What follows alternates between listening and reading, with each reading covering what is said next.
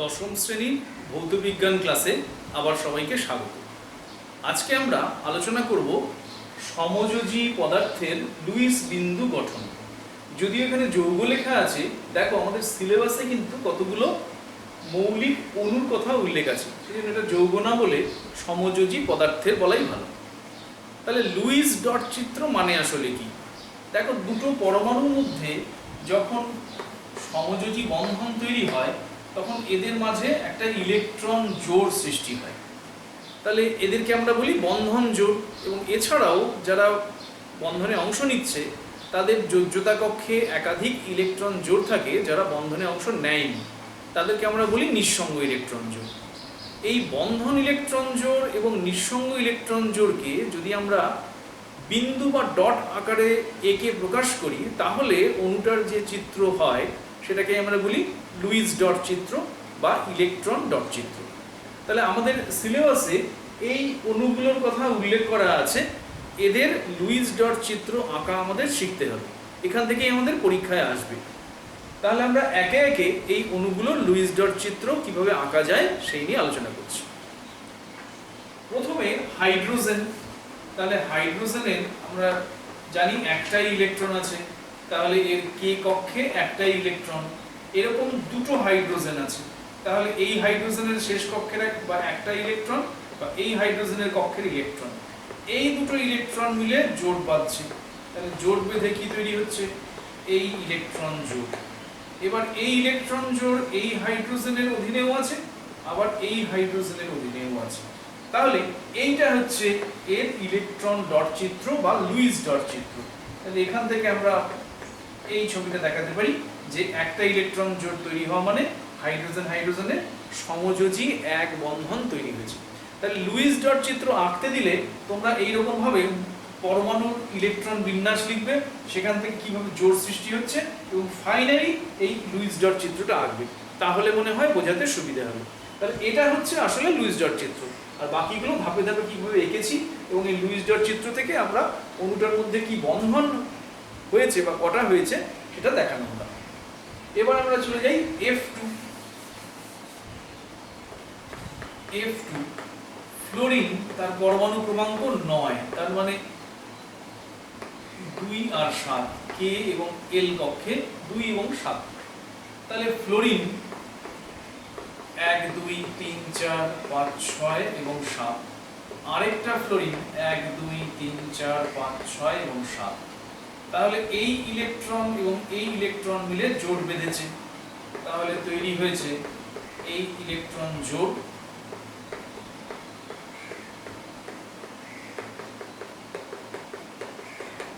তাহলে দেখো, এই ফ্লোরিনের এই হলো 8টা ইলেকট্রন আর এই ফ্লোরিনের এই হলো 8টা ইলেকট্রন।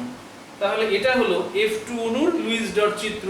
তাহলে এটাকে আমরা যখন বন্ধন হিসেবে দেখাবো তখন F F সমযোজী বন্ধন হয়েছে আর এর সঙ্গে এইগুলো রয়ে গেছে নিঃসঙ্গ ইলেকট্রন জোড়। ঠিক আছে, তাহলে এগুলো যোজ্যতা কক্ষে রয়ে গেছে যেগুলো বন্ধনে অংশ নেয়নি। তাহলে এটা হলো F2 অণুর লুইস ডট চিত্র। নেক্সট আমরা যাচ্ছি HCl অণুর ক্ষেত্রে। HCl অণু, তার মধ্যে হাইড্রোজেনের আছে একটা ইলেকট্রন, কে কক্ষে একটা।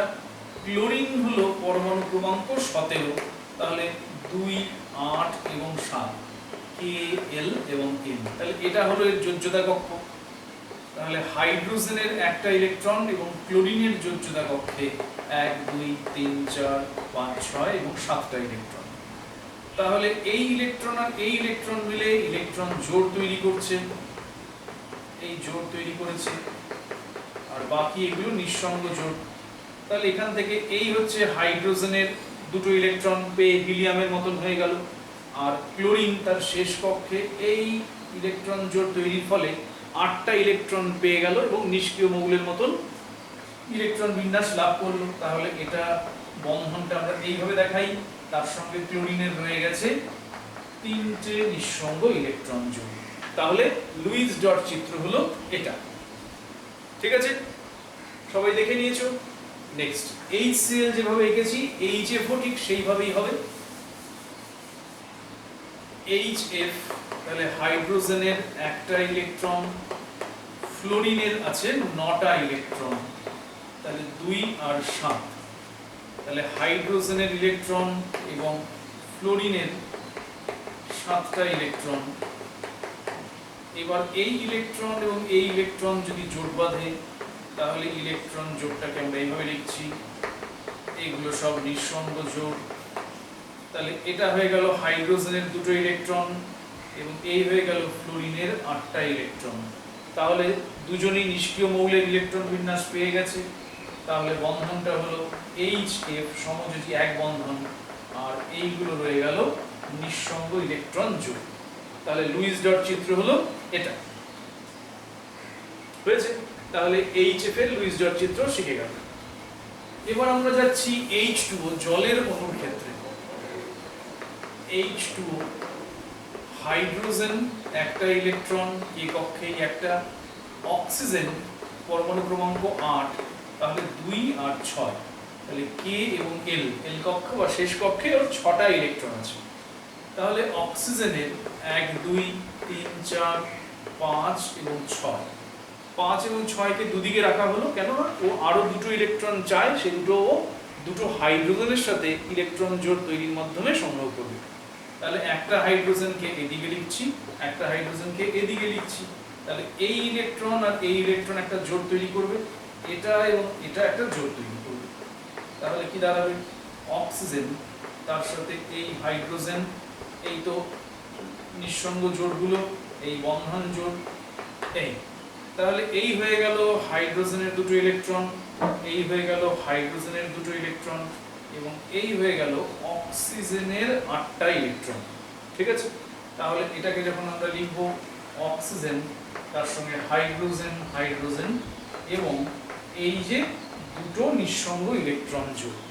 এখানে একটা জিনিস লক্ষ্য করো, জলের অণুর গঠনটা একটু বাঁকিয়ে বা অ্যাঙ্গুলার শেপে এঁকেছি। তার কারণ কি, এই যে নিঃসঙ্গ ইলেকট্রন জোড়গুলো এবং এই বন্ধন জোড়গুলো, এদের মধ্যে একটা পারস্পরিক বিকর্ষণ বল কাজ করে। তার ফলেই এই দুটো বন্ধন একই সরলরেখায় আসে না, এটা একটু বেঁকে যায়। ঠিক আছে, তাহলে এই ব্যাপারটা উঁচু ক্লাসে গেলে আরো ভালো করে বুঝতে পারবে। শুধু এখানে একটু জেনে রাখো যে এই নিঃসঙ্গ ইলেকট্রন জোড় এবং বন্ধন জোড়গুলোর মধ্যে পারস্পরিক বিকর্ষণের ফলেই এই জলের অণুর এই বন্ধনগুলো একই সরলরেখায় না হয়ে একটু বাঁকানো হয়। নেক্সট, এরপরে আমরা চলে যাই অ্যামোনিয়া অণুতে। অ্যামোনিয়া অণুতে আগের মতোই হাইড্রোজেন একটা ইলেকট্রন আছে, কে কক্ষে একটা, নাইট্রোজেনের 7টা ইলেকট্রন আছে, তাহলে 2 এবং 5, কে এবং এল। তাহলে নাইট্রোজেনের শেষ কক্ষে 5টা ইলেকট্রন আছে, 8টা ইলেকট্রন আনতে হলে আরো 3টে দরকার, তার মানে আরো 3টে ও বন্ধন তৈরি করবে, সমযোজী বন্ধন হাইড্রোজেনের সাথে। তাহলে নাইট্রোজেনের এই 2টো ইলেকট্রন আর এই হলো 3টে ইলেকট্রন, হাইড্রোজেনের এই একটা ইলেকট্রন, এই হাইড্রোজেনের ইলেকট্রন, এই হাইড্রোজেনের ইলেকট্রন, এই দুজনে মিলে জোট তৈরি করবে, এই দুজনে মিলে জোট তৈরি করবে, এই দুজন এবং এই দুজন জোট তৈরি করবে। তাহলে কি দাঁড়াবে, নাইট্রোজেনের নিঃসঙ্গ জোট রইল, তার সঙ্গে এই একটা জোট তৈরি হলো, এই একটা জোট তৈরি হলো এবং এই একটা জোট তৈরি হলো। তাহলে এই হয়ে গেল হাইড্রোজেনের 2টো ইলেকট্রন, এই হাইড্রোজেনের 2টো ইলেকট্রন, এই হাইড্রোজেনের 2টো ইলেকট্রন, আর নাইট্রোজেনের দেখো এই হয়ে গেল 8টা ইলেকট্রন। তাহলে নাইট্রোজেন এই 3টে হাইড্রোজেনের সাথে সমযোজী এক বন্ধন করেছে এবং ওর নিজস্ব একটা নিঃসঙ্গ ইলেকট্রন জোড় রয়ে গেছে। আবার এই নিঃসঙ্গ ইলেকট্রন জোড়ের সঙ্গে বন্ধন জোড়গুলোর বিকর্ষণের ফলেই অ্যামোনিয়া অণুর গঠনটা অনেকটা এইরকম, মাথার উপরে নাইট্রোজেন আর এই 3 দিকে 3টে হাইড্রোজেন। ঠিক আছে, তাহলে অ্যামোনিয়া অণুর গঠন বা তার লুইস ডট চিত্র আমরা শিখে ফেললাম। এবার আমরা যাচ্ছি মিথেন অণুর ক্ষেত্রে।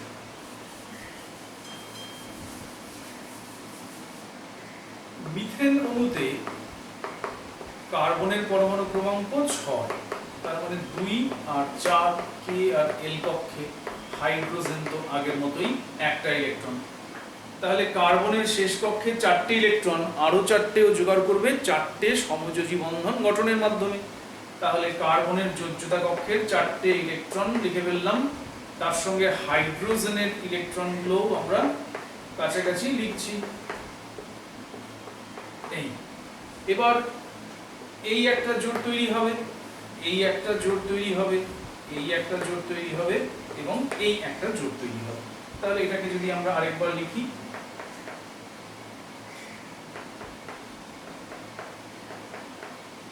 এই হাইড্রোজেন এবং এই হাইড্রোজেনের দুটো ইলেকট্রন, এই হাইড্রোজেন এবং এই হাইড্রোজেনের দুটো ইলেকট্রন, এই হাইড্রোজেনের দুটো ইলেকট্রন এবং এই হাইড্রোজেনের দুটো ইলেকট্রন, আর কার্বনের টোটাল এই দেখো 8টা ইলেকট্রন হয়ে গেল। তাহলে কার্বনের সাথে 4টে হাইড্রোজেন বন্ধন তৈরি করেছে, এর ফলে কার্বনের সাথে 4টে সমযোজী বন্ধনে 4টে হাইড্রোজেন আছে। মনে রেখো এই মিথেন অণুর গঠনটা কিন্তু সমচতুস্তলকীয়, মানে এই হাইড্রোজেনগুলো যোগ করে দিলে মনে হবে কার্বন একটা সমচতুস্তলকীয় স্ট্রাকচারের কেন্দ্রে অবস্থিত, আর হাইড্রোজেনগুলো তার প্রান্ত বা কর্নারগুলোতে বা কৌণিক বিন্দুগুলোতে অবস্থিত। এই রকম আকারের কারণ হলো এই বন্ধন জোড়গুলোর মধ্যে পারস্পরিক বিকর্ষণ। ঠিক আছে, আর লুইস ডট চিত্র হলো এটা। তাহলে মিথেনের গঠন আমরা শিখে গেছি। এখন অবধি আমরা যে যৌগগুলো পড়লাম তাদের মধ্যে সবগুলোই সমযোজী এক বন্ধন তৈরি করেছে। এবার আমরা কিছু অণু দেখব যেখানে এক বন্ধনের চেয়েও বেশি দ্বিবন্ধন বা ত্রিবন্ধন তৈরি হচ্ছে। দেখা যাক। নেক্সট হলো নাইট্রোজেন অণু। দেখো নাইট্রোজেনের পরমাণু ক্রমাঙ্ক একটু আগে আমরা বলেছি 7, তাহলে ইলেকট্রন বিন্যাস 2 এবং 5। তাহলে নাইট্রোজেন 5টা ইলেকট্রন আছে শেষ কক্ষে, ওর আরো 3টে দরকার। তাহলে একটা নাইট্রোজেন এই 5টা ইলেকট্রন, আরেকটা নাইট্রোজেন তারও এই 5টা ইলেকট্রন। এবার এই ইলেকট্রন আর এই ইলেকট্রনের জোড় তৈরি হবে, এই ইলেকট্রন এই ইলেকট্রনের জোড় তৈরি হবে এবং এই জোড় তৈরি হবে। তাহলে এই 3টে ইলেকট্রন জোড় তৈরি হবে। তাহলে কি দাঁড়াবে? নাইট্রোজেন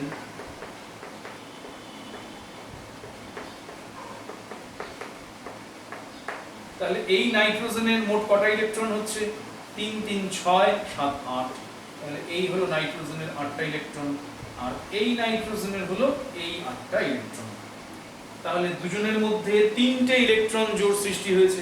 তাহলে আমরা লিখতে পারি নাইট্রোজেন নাইট্রোজেন সমযোজী ত্রিবন্ধন হয়েছে। এই নাইট্রোজেনের উপরে একটা নিঃসঙ্গ ইলেকট্রন জোড় রয়ে গেছে, এর উপরেও একটা নিঃসঙ্গ ইলেকট্রন জোড় রয়ে গেছে। ঠিক আছে, তাহলে এখানে আমরা দেখলাম যে দুটো নাইট্রোজেন পরমাণুর মধ্যে সমযোজী ত্রিবন্ধন তৈরি হয়েছে। আর যদি লুইস ডট চিত্র বলো তাহলে এটা হলো লুইস ডট চিত্র। ঠিক আছে, এবার আমরা যাচ্ছি কার্বন ডাইঅক্সাইডে। কার্বন ডাইঅক্সাইড, কার্বনের আছে 6টা ইলেকট্রন, তাহলে 2 আর 4। অক্সিজেনের হচ্ছে 8টা ইলেকট্রন, তাহলে 2 আর 6। তাহলে কার্বনের দরকার আরো 4টে ইলেকট্রন, আর প্রতিটা অক্সিজেনের দরকার আরো 2টো ইলেকট্রন। তাহলে কার্বন ডাইঅক্সাইড কি করে তৈরি হয়েছে দেখো। কার্বনের এই হলো 2 2 4টে যোজ্যতা ইলেকট্রন, অক্সিজেনের 1 2 3 4 5 6টা, আরেকটা অক্সিজেনের 1 2 3 4 5 6টা। এবার এই একটা ইলেকট্রন জোড় তৈরি হবে, এই একটা ইলেকট্রন জোড় তৈরি হবে, এই একটা ইলেকট্রন জোড় তৈরি হবে, এই একটা ইলেকট্রন জোড় তৈরি হবে। তাহলে কি দাঁড়ালো? কার্বন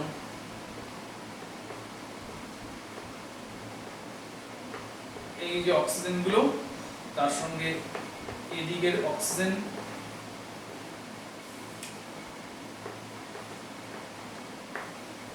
তাহলে এই কার্বনের মোট 8টা ইলেকট্রন হয়ে গেল এইভাবে।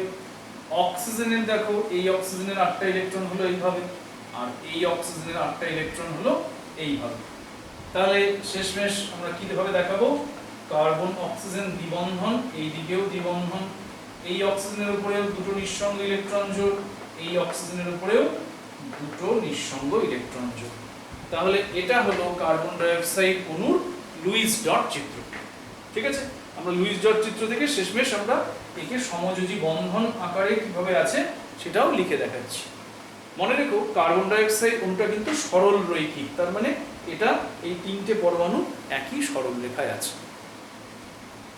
এরপরে আমরা দুটো জৈব যৌগের অণুর লুইস ডট চিত্র আঁকব। তার মধ্যে C2H4, এটার নাম হলো ইথিলিন। তাহলে এটার গঠনটা কেমন এটা একটু যদি আগে জেনে নাও তাহলে আঁকতে সুবিধা হবে। এটার বন্ধনগুলো এইরকম। পরীক্ষার সময় যদি এটা লুইস ডট চিত্র আঁকতে দেয় তাহলে তোমরা এই গঠনটা একটু পাশে রাফে এঁকে নেবে, তাহলে তার থেকে লুইস ডট চিত্র আঁকা অনেক সোজা হবে। তাহলে দেখা যাচ্ছে যে এই দুটোর মধ্যে সমযোজী দ্বিবন্ধন আছে আর বাকিগুলো সব সমযোজী এক বন্ধন। তাহলে কার্বনের 6, তার মানে 2 আর 4, আর হাইড্রোজেনের তো 1। তাহলে এদের দুজনের মধ্যে দুটো ইলেকট্রন জোড় তৈরি হয়েছে।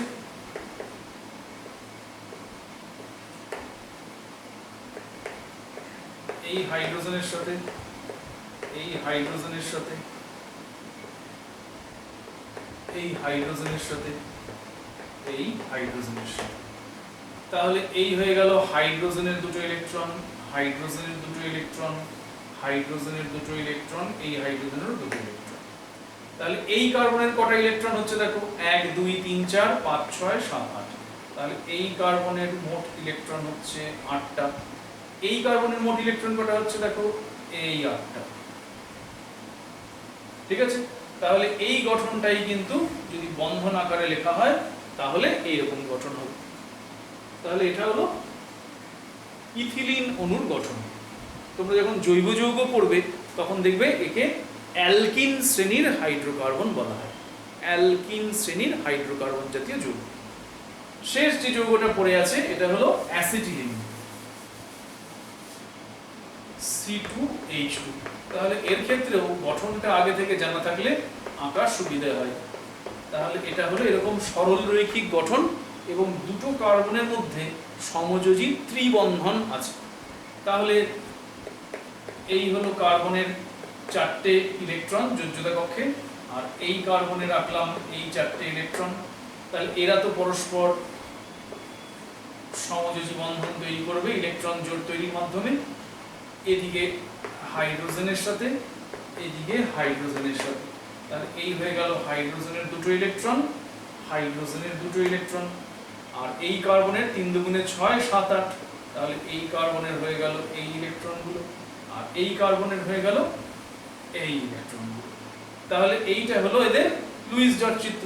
তাহলে এটাকেই যখন আমরা বন্ধন আকারে দেখাবো তখন এইরকম চেহারা দেবে। ঠিক আছে? তাহলে এর সবগুলোই বইতে করেও দেওয়া আছে, তোমরা নিজেরা না দেখে কয়েকবার প্র্যাকটিস করবে। আশা করি তোমাদের খুব অসুবিধা হবে না। ঠিক আছে? তাহলে আজকে এই পর্যন্তই রইল। পরের ক্লাসে আবার তোমাদের সাথে দেখা হবে।